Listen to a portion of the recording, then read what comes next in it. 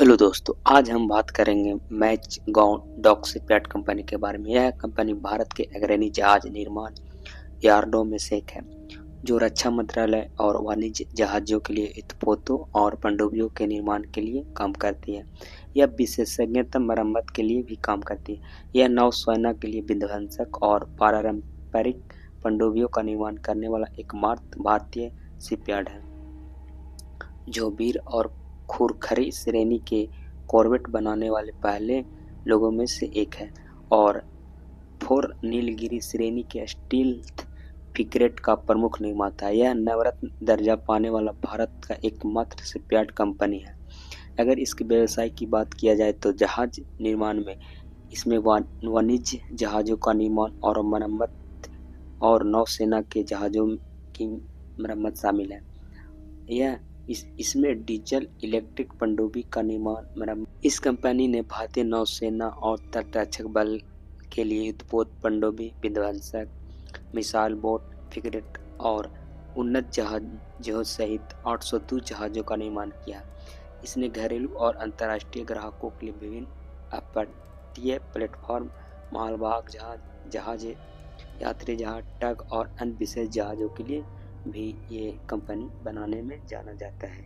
मैचगांव dock ship builder के आज शेयरों में करीब 10.5% की तेजी देखने को मिली। इसकी कारण है कि पिछले सप्ताह में इसे एक नई डील मिली है एक नए शिप बिल्डर के लिए, जिसके कारण इसके शेयरों में हमें तेजी से चढ़ाव देखने को पिछले दिन करीब 3.5% और आज 10.5% के करीब तेजी देखने को मिली इसकी शेयरों में। तो अब चलिए इसकी कुछ फंडामेंटल्स के बारे में बात करते हैं, मैचडॉक शिपयार्ड के बारे में। इस कंपनी की फाइनेंशियल ओवरव्यू की बात किया जाए तो रेवेन्यू 2020 में 4,904 करोड़ था, 2021 में 4,047 करोड़, 2022 में 5,733 करोड़, 2023 में 7,827 करोड़ और 2024 में बढ़कर 9,466 करोड़ आ चुके। इसकी रेवेन्यू ग्रोथ की बात किया जाए तो ईयर ऑन ईयर बेसिस पे एक अच्छे ही लेवल पे रेवेन्यू ग्रोथ देखने को मिली। चलिए अब बात करते हैं आगे नेट प्रॉफिट के बारे में। इस कंपनी की नेट प्रॉफिट की बात किया जाए तो 2020 में 408 करोड़ थी, 2021 में 479 करोड़, 2022 में 586 करोड़ और 2023 में 1072 करोड़, जो अब 2024 में बढ़कर 1845 करोड़ नेट प्रॉफिट हमें देखने को मिली। रेवेन्यू में भी हमें एक अच्छी खासी ग्रोथ देखने को मिली, नेट प्रॉफिट में भी हमें एक अच्छी मार्जिन के साथ प्रॉफिट ग्रोथ मिली है, जो हमें एक अच्छे फंडामेंटल्स स्ट्रॉन्ग देखने को भी मिल रही है। करीब 5 साल में इसके शेयरों में करीब बहुत ही अधिक रिटर्न दिए है। कंपनी की अर्निंग पर शेयर की बात किया जाए तो 2020 में 18 रुपये थी, 2021 में 23 रुपया, 2022 में 29 रुपया, 2023 में 53 रुपया, जो अब 2024 में बढ़कर करीब 91 से अधिक आ चुकी है। अर्निंग पर शेयर भी हमें एक तेजी से ग्रोथ देखने। कंपनी की रिटर्न ऑन इक्विटी की बात किया जाए तो 2020 में 15 रुपये थी, 2021 में 16 रुपये, 2022 में 17 रुपये, 2023 में 25 रुपये और 2024 में बढ़कर 33 रुपये आ गई। रिटर्न ऑन इक्विटी भी हमें ईयर और ईयर बेसिस पे एक अच्छी खासी तेजी देखने को मिली। तो अब चलिए डेब्ट टू इक्विटी रेशियो की बात करते हैं। इस कंपनी की डेब्ट टू इक्विटी रेशियो क्या है?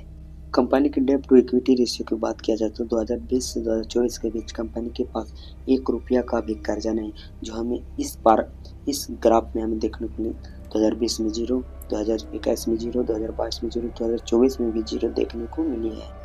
कंपनी की ग्रोथ रेट की बात किया जाए तो 3 साल, 5 साल और 10 साल के, तो रेवेन्यू ग्रोथ 3 साल में 32% से अधिक हुई है, 5 साल में 15% से अधिक और 10 साल में 12% से अधिक हुई। ऑपरेटिंग प्रॉफिट ग्रोथ की बात किया जाए तो 3 साल में 45%, 5 साल में 23% और 10 साल में 15% ग्रोथ रेट से ऑपरेटिंग प्रॉफिट में ग्रोथ रेट आई है।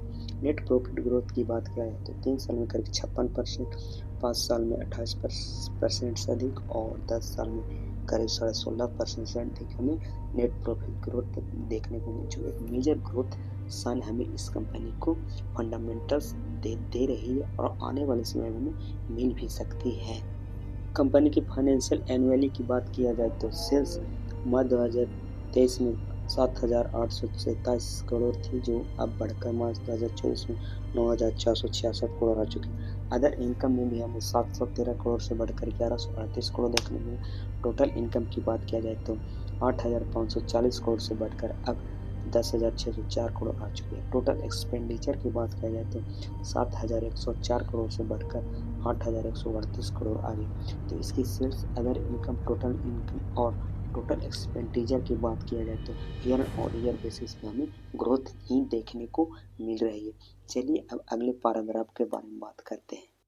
इस कंपनी की ईबिटा की बात किया जाए तो मार्च 2023 में 1435 करोड़ थी, जो अब मार्च 2024 में बढ़कर 2466 करोड़ आ चुके हैं। इंटरेस्ट की बात किया जाए तो इंटरेस्ट हमें घटने को मिले, जो 6 थे जो 5 आ। टैक्स की बात किया जाए तो 356 से बढ़कर 615 करोड़ आ चुके हैं।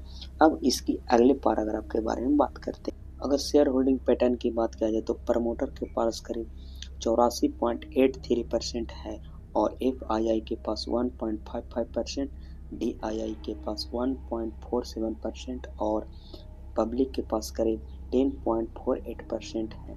यह प्रमोटर के पास यहाँ सबसे ज़्यादा स्टेक देखने को मिली है।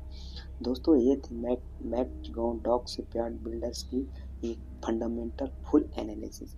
आप इसी तरह हमारे साथ बने रहें और एक अच्छे मल्टीबैगर स्टॉक के बारे में हम हर प्रत्येक दिन एक नए वीडियो के साथ आपको देंगे। तो बने रहें हमारे साथ और चैनल को सब्सक्राइब कर लें और शेयर भी कर लें, ताकि हमें मोटिवेट मिले और अगले अच्छे कंटेंट बनाने के लिए। तो दोस्तों, जय हिंद।